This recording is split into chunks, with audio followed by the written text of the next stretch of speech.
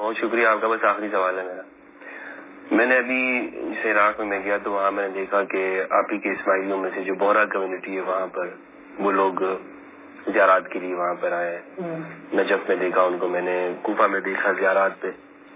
تو میرے خیال میں کاظمین میں نہیں دیکھا میں نے ان کو, لیکن دیگر جگہوں پر کربلا میں بھی. تو جو آپ لوگ ہیں آپ کیوں نہیں جاتے, مثلا ناغخانی ہے یا اسماعیلی ہے, یہ کیوں نہیں زیارات وغیرہ پہ جاتے؟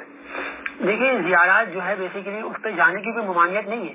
اچھا, ایک شخص جانا چاہے جا سکتا, لیکن اگر کوئی عذر ہو, یعنی کہ اب آپ کہہ رہے ہیں کہ بھائی آپ کو کوئی مسئلہ ہے, مثال ہے ابھی جو ہمارے حالیہ امام نے فرامین کی ہیں وہ یہی کی ہے کہ جماعت خانے میں ہم کیوں کسی کو آنے کی اجازت نہیں دیتے. مثال ہے, ہاں یہ بھی ہے, جیسے مثال ہے یہ امام نے فرمان کیا ہے, اجازت نہیں ہے. امام نے کیا فرمایا اس پر, جو ابھی حالیہ دیدار ہوئے ہیں امریکہ وغیرہ, بلکہ یہ پرتگال میں بھی ہوئے, یہ فرامین کیا چیز ہوا ہے, جو امام علیہ السلام کی تشریف آوری ہو رہی ہے نا, اس کو ہم دیدار بولتے ہیں.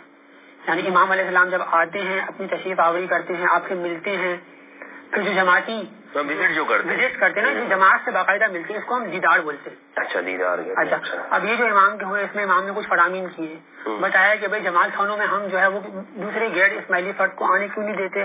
تو اس کا بتایا کہ ایک تو یہ کہ اس نے امام کی بیعت نہیں کی ہوئی ہے, وہ شخص بیعت امام میں داخل نہیں ہے. دوسرا مسئلہ یہ ہے کہ ہمیں سیکورٹی مسائل ہوتے ہیں. یہ امام کا فرمان باقاعدہ موجود ہے ہمارے پاس, اور پہلے کے ائمہ کے بھی موجود تھے, اور قرآن میں اس کی باقاعدہ تعویلات موجود ہے جو ہم کبھی کسی وقت پڑھ بھی سکتے ہیں.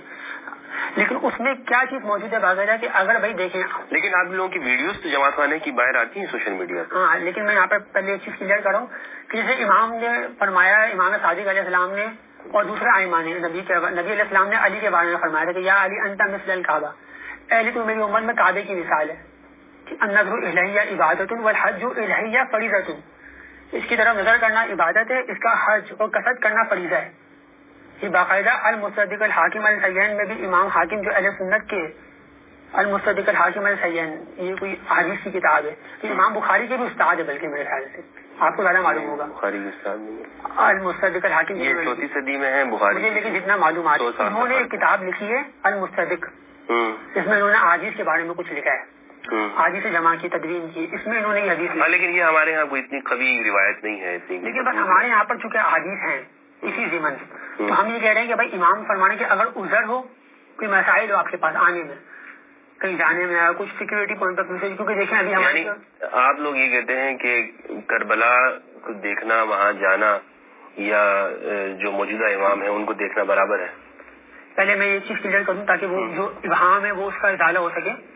یعنی کہ ثواب اپنی جگہ پر موجود ہے, کربلا میں زیارت میں جانے میں ثواب ہے اپنی جگہ, لیکن مثال میں آپ کو دے رہا ہوں کہ جیسے ابھی کچھ ہوا بورڈو کے, جو ابھی سیدنا مفتی الدین سیف الدین جو یہ لوگ جاتے ہیں, ابھی ان کے ساتھ مسئلہ بھی ہے, جس طرح ان کو جو ہے وہ کربلا میں انہوں نے جو زیارت کی پوری, ان کو جو ہے پروٹوکول مخصوص کیا گیا, تو کہیں اس ناشریہ جو یعنی کہ عالم دین انہوں نے اختلاف بھی کیا, ویڈیوز موجود ہے باقاعدہ نیٹ پر. اچھا, ہاں, تو انہوں نے کہا وہ مجھے معلومات نہیں ہے, لیکن ویڈیوز جو ہم تک پہنچی, تو یہ میں مثال دے رہا ہوں. امام نے کہا ہے کہ پھر کیا ہوتا ہے, امام اہل بیت کیا کہتے ہیں, وہ کہتے ہیں جہاں مشکل محسوس ہونا وہاں اجتناب کرو. یہ ایک اچھی سوچ ہے. یعنی کہ جیسے دیکھو ابھی آپ کو پتا ہے کہ بھائی ہارمنی کے لیے ہر بندہ آگے نہیں ہے, ابھی ہارمنی کے لیے مسائل ہے بہت. نہیں, ابھی یہ مجھے بہت اچھا لگا کہ جو سر آغا رحیم صاحب ہیں یہ جامعۃ الازہر بھی گئے, بالکل وہاں بھی ملاقات ہوئی, اور شیخ احمد طیب حفظہ اللہ ان کے ساتھ, جو مفتی اعظم مصر ہیں امام طیب, ان کے ساتھ ملاقات ہوئی. اور یہ ایک اچھا, ایک مطلب اس سے انکار نہیں ہے کہ جتنی پیسفل انداز میں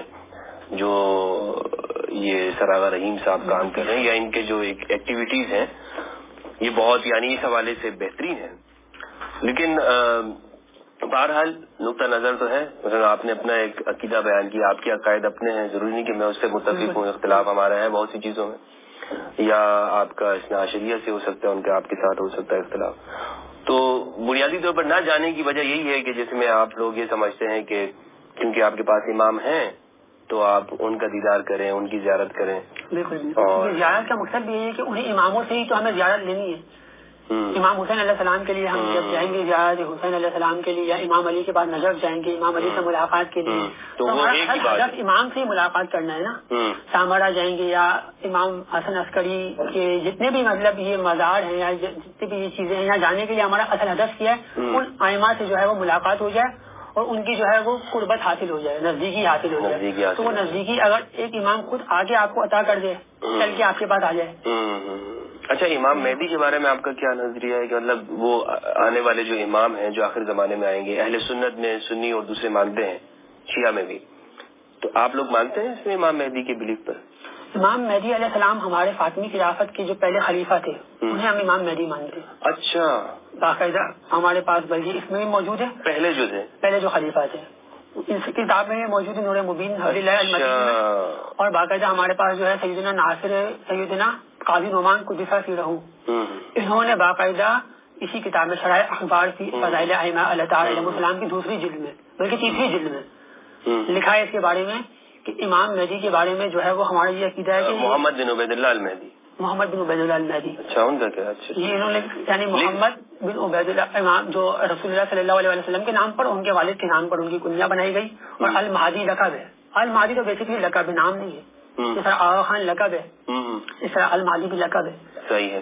اچھا, محمد بن اسماعیل جی جو جناب اسماعیل کے بیٹے تھے محمد, جی جی, ان کے بعد سے لے کر محمد بن عبید اللہ المہدی ان تک امام ہیں یا نہیں ہے امام؟ یہ دیکھیے یہاں پر ایک اشتباہ ہے. کتنے سال بنتا ہے؟ میں خیال 1 صدی تو بنتی ہے, یہ زیادہ بنتی ہے. یہ نہیں, اس سے کم. جیسے دیکھیے 3 ائمہ نہیں ہے, وفی احمد, امام محمد بن اسماعیل کے بعد سے ہم کاؤنٹ کریں گے نا. امام محمد بن اسماعیل علیہ السلام کا زمانہ تو موجود ہے, بلکہ اس کے دستاویزات بھی اس ناشریہ کتابوں میں باقاعدہ موجود ہے کہ ان کے حالات و واقعات موجود ہے. موسیٰ ابن جعفر کے ساتھ باقاعدہ ان کے تو دستاویزات بہت زیادہ ملتے ہیں محمد بن اسماعیل کے. تو اس کے زمانے کو تو ہم نکال دیں گے محمد بن اسماعیل علیہ السلام کے. ہم کاؤنٹ کریں گے امام وفی احمد علیہ السلام سے, کیونکہ اگر ہم محمد بن اسماعیل سے کاؤنٹ کر لیں نا تو بڑے مسائل ہیں, کیونکہ پھر ان کے اختلافات جو ہے وہ مامون کے ساتھ, ہارون رشید کے بعد مامون کے ساتھ موجود ہے. باقاعدہ ان کے رجال میں, ان کی کتابوں میں, اسماء و رجال کی جو کتابیں ہیں ہر جگہ موجود ہے باقاعدہ محمد بن اسماعیل علیہ السلام کے معاملے میں. تو یعنی کہ اس زمانے میں جو کتابیں لکھنے والے ہیں انہوں نے باقاعدہ اس کو المکتوم بھی کہا جاتا ہے, المکتوم بھی کہا جاتا ہے. لیکن یہ بعد میں, چونکہ دیکھیں جس طریقے سے عباسی ہوتے تھے نا, یہ ان کے یہاں پر یہ چیز طے تھی کہ جو بھی امام بنے گا نا اس کو ہم قتل کر دیں گے. تو یہ چیز یہاں پہ بھی ہوئی تھی اسماعیل علیہ السلام کے کیس میں جو آپ نے سوال کیے نا. تو ابو دوانی کی جو تھا نا, منصور ابو دوانی کی, اس کے پاس یہ چیز چلے گئی کہ امام اسماعیل امام بنانے والے امام صادق. تو اس نے کہا کہ بھائی امام صادق علیہ السلام کی وصیت لے آؤ. ابو دوانی کی نے کہا اپنے غلام سے کہ امام صادق کی جائے بولو وصیت لے کے آ جاؤ. تو وہ گئے لینے کے لیے, تو امام صادق علیہ السلام نے 5 اوصیاء کے نام لکھے اس میں. یہ بہت مشہور روایت ہے, ہر جگہ موجود ہے. اچھا, تو اس میں جو ہے وہ دیکھ کر پریشان ہو گیا ابو دوانی کی کہ یہ کیا ہے. تو اس میں جو ہے پہلا نام جو ہے وہ ابو دوانی کی خود کا تھا, منصور دوانی کی. تو اس نے کہا کہ یہ میرا نام پہلا ہے. دوسرا نام جو ہے وہ محمد ابن سلیمان جو بصرہ کا گورنر تھا میرے خیال, آئی تھنک وہی تھا, محمد ابن سلیمان. تیسرا نام جو ہے وہ ان کی سولتا فتح امام صادق کی, حمیدہ حمیدہ ان کا تھا. پھر جو ہے وہ باقی جو 2 فرزندان تھے نا وہ امام کے اپنے فرزندان تھے, عبداللہ ابن جعفر اور موسیٰ ابن جعفر. یہ 5 لوگوں کے نام امام نے براہ راست وصیت کی کہ یہ میرے امام ہیں, میرے پاس جانشین ہیں. اچھا, اب اس میں جب وہ اس کے پاس گئی وصیت تو وہ بڑا ہکا بکا ہوا. اس نے کہا کہ یہ 5 لوگوں کے نام ہے اس میں. تو تعویل کرنے والے نے یہ تعویل کی ہے ان کی کتابوں میں بھی باقاعدہ کہ جو طاغوت ہوتا ہے یتحاکم الی طاغوت, طاغوت کی حاکمیت کے حوالے سے کہ بھائی یہ لوگ طاغوت کو حاکمیت دے دیتے ہیں, تو آپ ابو دوانی کی کو ایکسکلوڈ کر دیں گے, منصور دوانی کی کو. باقی آپ کس کو ایکسکلوڈ کریں گے؟ خود اس کا جو غلام ہے اس کو بھی آپ ایکسکلوڈ کر دیں گے. عورت امام ہونی سچی شرائط امامت کے مطابق عورت امام نہیں ہوتی, تو آپ اس تیسری کو بھی ایکسکلوڈ کریں گے. تو 2 بچتے ہیں, عبداللہ ابن جعفر اور موسیٰ ابن جعفر. تو وہی کہتے ہیں کہ عبداللہ ابن جعفر کے لیے کوئی عیب ہے تو وہ بھی امام نہیں ہو سکتا. باقی بچتے ہیں موسیٰ ابن جعفر, تو یہ امام ہے. یہ کون کہتے ہیں؟ یہ ناشریہ. اچھا, یہ کہتے ہیں کہ بھائی دیکھیے یہ 4 امام تو آٹومیٹکلی. نہیں, میرا سوال یہ تھا کہ یہ محمد ابن اسماعیل کے بعد سے لے کر جو فاطمی جو خلیفہ ہیں پہلے, میں وہیں تک آ رہا ہوں, بس ان کے درمیان میں امام کون ہے؟ بس تھوڑا سا میں نے استنباط کر لوں, پھر میں یہیں پر مربوط ہو جائے گی نا گفتگو. تو میں یہ کہہ رہا ہوں کہ بس یہ 2 امام جو ہے نا وہ بچتے. اچھا, تو یہ امام ہوئے موسیٰ ابن جعفر.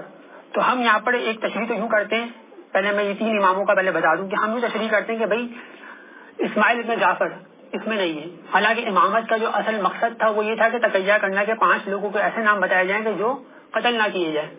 تو اگر 2 لوگوں کا نام بھی بیچ میں اگر ہے مثال ہے تو دونوں کو قتل کرنے میں آپ اپنا بتائیں نا. اب اگر ہم آگے چلیں 3 امام جو بچتے ہیں محمد بن اسماعیل ان کی ہسٹری پوری موجود ہے باقاعدہ ہمارے پاس ہماری کتابوں میں. ٹھیک ہے. وفی احمد کے مسائل ہے کہ یہ کہتے ہیں کہ وفی احمد امام رضی الدین عبداللہ, ٹھیک ہے, امام وفی احمد امام رضی الدین عبداللہ, یہ جو امام ہے نا آگے کے 3 جو ہمارے بنتے ہیں ان سے یہ کہتے ہیں کہ دور خطر شروع ہو جاتا ہے. یعنی ائمہ مستورین کا جو سلسلہ ہے جو خطر میں, یعنی یہ ہے کہ امام سامنے نظر نہیں آئے گا. نہیں, ایسا نہیں ہے. اس کا مسئلہ یہ ہے کہ امام باقاعدہ اپنی تقرری کرے گا اپنے نائبین کے لیے, کہ باقاعدہ ہمارے پاس ہر ایک امام کے دور کے نائبین موجود ہیں باقاعدہ. ایسے مثال ہے کہ یہ آپ کا عقیدہ صحیح کرنے کے لیے کہ جیسے مماثلت رکھتے ہیں ہم شیعہ اثنا عشریہ میں نواب اربع 4 نائب غیبت صغریٰ میں. ابھی جو 4 نائبین ہیں نا وہ غیبت صغریٰ کا مطلب یہ ہے کہ پرائیویٹ میٹنگز ہوں گی ان کی, غیبت ہر ایک کے سامنے نہیں آئیں گے. ہم یوں اس کو تشبیہ دے سکتے ہیں کہ دور خطر مماثلت رکھتا ہے غیبت صغریٰ سے. تو ٹھیک ہے, دور خطر یہی ہے کہ مثال کے طور پر وہ عام لوگوں کو معلوم نہیں ہوں گے لیکن خواص کو معلوم ہوں گے کہ بھائی یہ میرے بندے ہیں, اور یہ بھی وہ لوگوں کے سامنے جا کے اس کو پیغام لے کے جائیں گے. یعنی ہر ایک بندے کی رسائی نہیں ہوگی اس تک. بالکل بالکل. نائبین ہوں گے امام کے مخصوص جو خاص ہوں گے, یہ دور خطر ہے, یہ دور خطر ہے.